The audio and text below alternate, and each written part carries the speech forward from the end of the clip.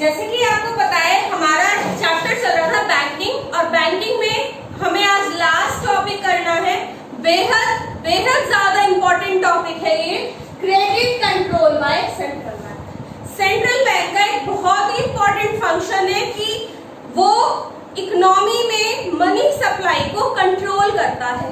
Credit का यहाँ मतलब किस चीज से है? मनी सप्लाई से, यानी पैसे को कंट्रोल करता है आरबीआई इकोनॉमी में।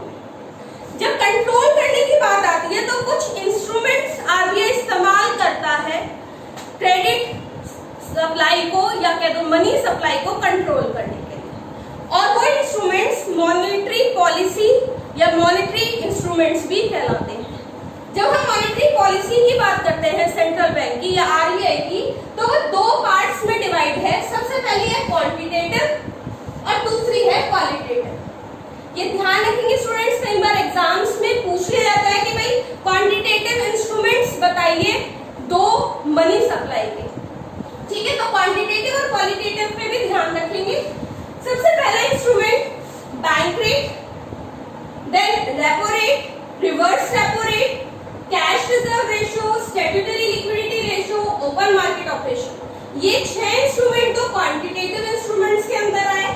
क्वालिटेटिव इंस्ट्रूमेंट्स में 3 इंस्ट्रूमेंट्स हैं, मार्जिन रिक्वायरमेंट, मॉडल सेशन और राशनिंग ऑफ क्रेडिट। सबसे पहला देखिए बैंक रेट। बैंक रेट का क्या मतलब है? ये वो रेट ऑफ इंटरेस्ट है जो आरबीआई चार्ज करता है लोन पे जो वो कमर्शियल बैंक को देता है। जब कमर्शियल बैंक आरबीआई से लोन लेता है जो इंटरेस्ट देगा वो बैंक रेट। ठीक है, the rate at which central bank gives loan to commercial bank. ठीक है, कि जो इंटरेस्ट रेट सेंट्रल बैंक यानी आरबीआई चार्ज करेगा कमर्शियल बैंक से लोन पे, वो बैंक रेट कहलाता है। ठीक है, अब ये इंस्ट्रूमेंट्स जो है ये क्रेडिट सप्लाई को या कह दो मनी सप्लाई को कंट्रोल करने में मदद करते हैं। कैसे? अगर आरबीआई क्या करे, बैंक रेट इंक्रीज कर दे, तो इंक्रीज करने से क्या होगा बैंक रेट को? अगर कमर्शियल बैंक आरबीआई से लोन लेता है तो उसे महंगा मिलेगा, ज्यादा इंटरेस्ट देना पड़ेगा। बैंक रेट इंक्रीज हो गया भाई, सपोज पहले था ये 8%, ठीक है 8% इंटरेस्ट था, लेकिन आरबीआई ने क्या करा, ये इंटरेस्ट रेट बढ़ा के 12% कर दिया। तो यानी अब अगर कमर्शियल बैंक्स आरबीआई से लोन लेते हैं तो उन्हें ज्यादा इंटरेस्ट पे करना पड़ेगा, यानी कमर्शियल बैंक को महंगा मिला लोन। अब कमर्शियल बैंक्स जब लोगों को पैसा देंगे तो वो भी महंगा देंगे। ठीक है, जिससे जो कॉमन पब्लिक है, जो जनता है, वो डिस्करेज होगी लोन लेने के लिए आरबीआई कमर्शियल बैंक। ठीक है, इसकी वजह से क्या होगा, discourage public to take loan from commercial bank. अब जब लोन कमर्शियल बैंक कम लेंगे तो परचेजिंग पावर कम हो जाएगी। ठीक है, लोगों के पास पैसा कम हो जाएगा। पैसा कम होने से क्या होगा, इकोनॉमी में इन्फ्लेशन। ध्यान रखें, दो तरह की सिचुएशंस होती हैं, एक इन्फ्लेशन और एक होती है डिफ्लेशन। इन्फ्लेशन में क्या है कि value of money is decreasing, money की वैल्यू क्या हो रही है, डिक्रीज हो रही है। और ऐसा कब होता है कि इंपॉर्टेंस मनी की कम हो जाए, जब इकोनॉमी में जब लोगों के पास पैसा ज्यादा हो तभी वो इंपॉर्टेंस मनी की कम कर देते हैं, तो यानी वो इन्फ्लेशन की सिचुएशन होती है। डिफ्लेशन एक ऐसी situation where the value of money is increasing, जब मनी की वैल्यू क्या हो जाती है, इंक्रीज हो जाती है। और ऐसा कब होगा, जब लोगों के पास पैसा कम होगा। ठीक है, तो इन्फ्लेशनरी सिचुएशन भाई क्रेडिट कंट्रोल से मनी सप्लाई को कंट्रोल कर रहे हैं। ध्यान रखेंगे इन्फ्लेशन में, यानी अगर इन्फ्लेशन की सिचुएशन है इकोनॉमी में तो आरबीआई को क्या करना है, मनी सप्लाई को डिक्रीज करना है इकोनॉमी से।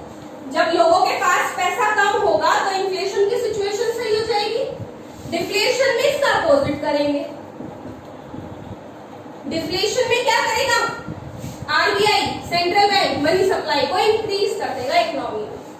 ठीक है, डिफ्लेशन का मतलब लोगों के पास पैसा नहीं है, यानी मनी सप्लाई को इंक्रीज करना है इकोनॉमी में। ठीक है, तो डिफ्लेशन में आरबीआई मनी सप्लाई को इंक्रीज करता है इकोनॉमी में।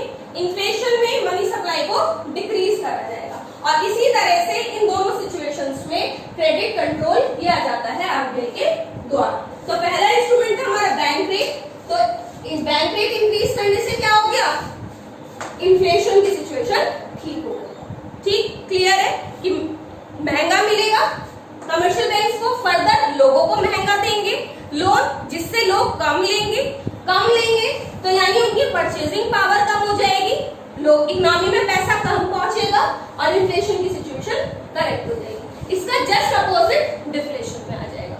ठीक है, नेक्स्ट देखिए, नेक्स्ट है यहाँ पर रेपो रेट।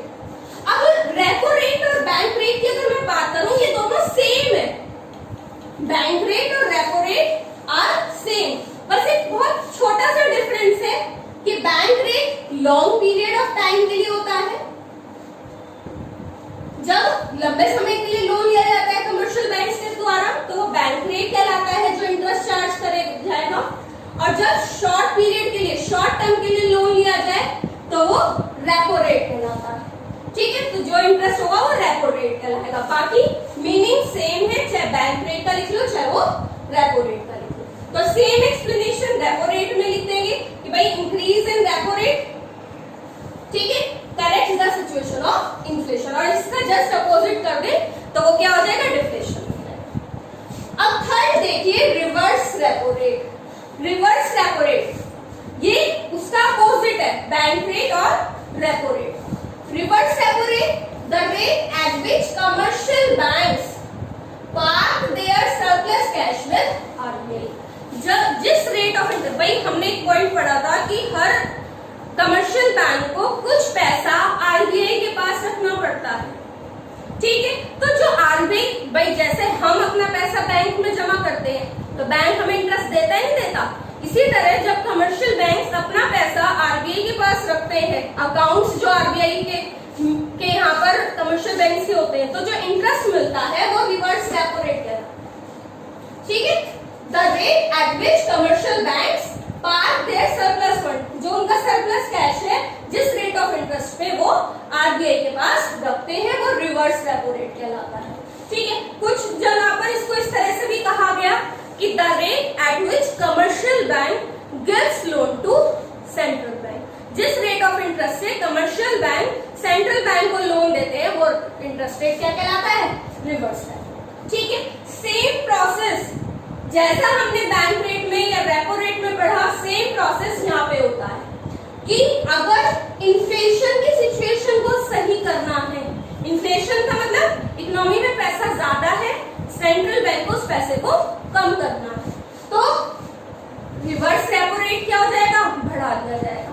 यानी कमर्शियल बैंक्स को सेंट्रल बैंक ने, आरबीआई ने क्या दे दिया, लालच दे दिया कि अगर कमर्शियल बैंक्स आरबीआई के पास पैसा रखते हैं तो उन्हें ज्यादा रेट ऑफ इंटरेस्ट मिलेगा, तो इससे क्या होगा, कमर्शियल बैंक ज्यादा पैसा अपना आरबीआई के पास रख देंगे, जिससे उनके पास जो अवेलेबिलिटी ऑफ फंड्स है वो क्या हो जाएगी, डिक्रीज। ठीक है, उनके पास पैसा कम हो जाएगा और जिसकी वजह से इकोनॉमी में मनी सप्लाई डिक्रीज हो जाएगी, पैसा कम हो गया, वो ही करना होता है इन्फ्लेशन की सिचुएशन में। इसका जस्ट अपोजिट डिफ्लेशन, कि रिवर्स रेपो रेट घटा दिया जाएगा डिफ्लेशन में, जिसकी वजह से कमर्शियल बैंक कम पैसा रखेंगे आरबीआई के पास, इसकी वजह से उनके पास अवेलेबिलिटी ऑफ फंड्स इंक्रीज हो जाएगा, यानी वो लोगों को पैसा ज्यादा दे पाएंगे, यानी इंक्रीज इन मनी सप्लाई और डिफ्लेशन इज करेक्ट। ठीक है, सीआरआर और एसएलआर ये क्या है, आपको एक टर्म पढ़ाई थी मैंने, LRR, legal reserve ratio, credit creation process में हमने पढ़ा था।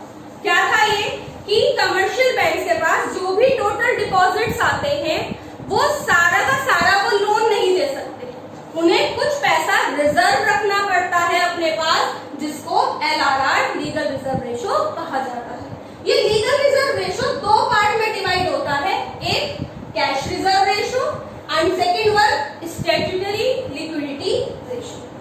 ठीक है, अब कैश रिजर्व रेशियो क्या है, that percentage of total deposits, total deposits क्या वो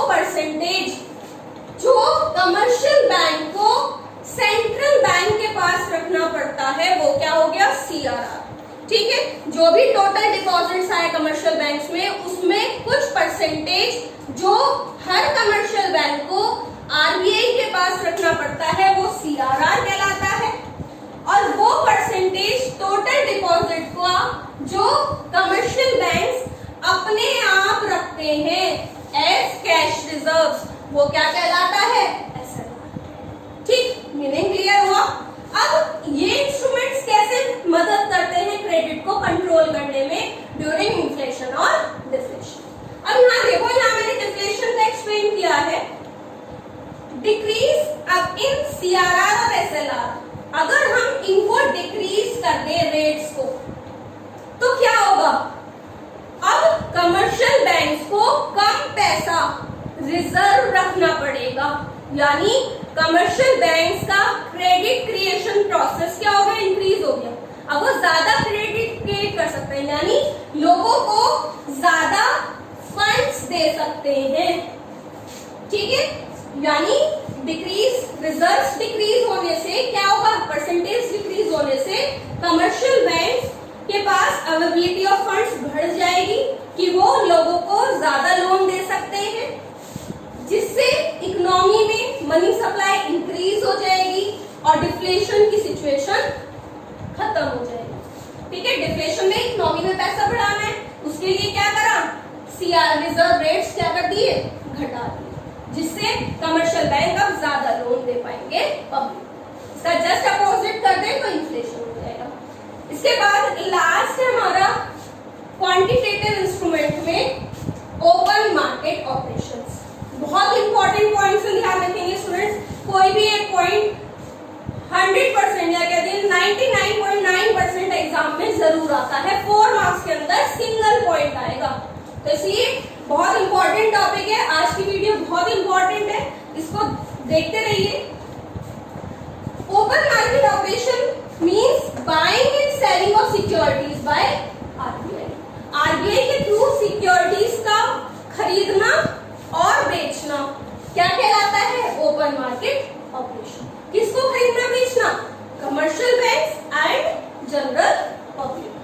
अब ये देखिए, कोई भी चीज अगर हम खरीदते हैं, परचेज करते हैं, सपोज मैंने ये मार्कर परचेज किया, छोटी सी चीज का एग्जांपल लेते हैं कि मैंने ये मार्कर परचेज किया।